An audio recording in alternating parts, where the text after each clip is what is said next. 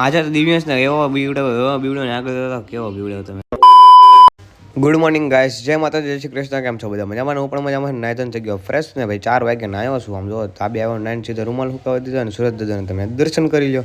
દર્શન કરી લીધા અને હું નીકળી ગયો સીધો ઉદાના ઘરે ને ભાઈ ઉદાને તો પાણી નાખીને જગાડી દીધો. નીકળી ગયો હું ગયો તો બહાર બૂટ શૂઝ દેવા માટે તો શૂઝ દઈને આવી ગયો અને મને થયું હતું પાણીપુરી ખાવાનું મન તો ભાઈ પાણીપુરી ખાઈ લીધી. પાણીપુરી ખાઈને નીકળી ગયો ઘર સાઈડ તો ઘરે બનાવ્યું હતું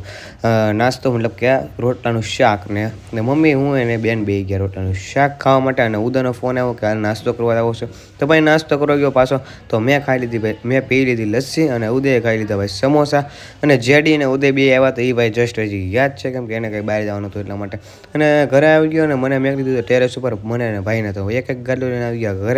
ઘરે આવી ગયા ને 6 વાગે ગયા ને 6 વાગે અમારે જવાનું હતું ભાઈ લગ્નમાં તો લગ્ન માટે નીકળી ગયા હું ને ભાઈ ફૂલ ફેમિલી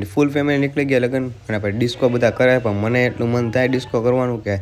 મારા તો હાથ ને પગ બધા ધ્રુજતા હતા. હું પણ ડિસ્કો કરવા મળું એટલે હું આવી ગયો સીધો જમણવારમાં જમી લીધું અને ભાઈ હું અત્યારે નીકળી ગયો ભાઈ સીધા મામાને ત્યાં મામાને ભાઈ દિવ્યાંશને બીવડાવ્યો કેમ કે મચ્છર અહીંયા બહુ હતા એટલા માટે રેકેટ લઈ લીધું તો રેકેટ લઈને ત્યાં એમાં કરંટ આવે ને તો ભાઈ હું બીવડાવતો તો દિવ્યાંશને કે બી ગયો અને આમ અંદર ગળી જાય એની ભાઈ પૂરે કે ફાટતી હતી એટલા માટે આ બ્લોગ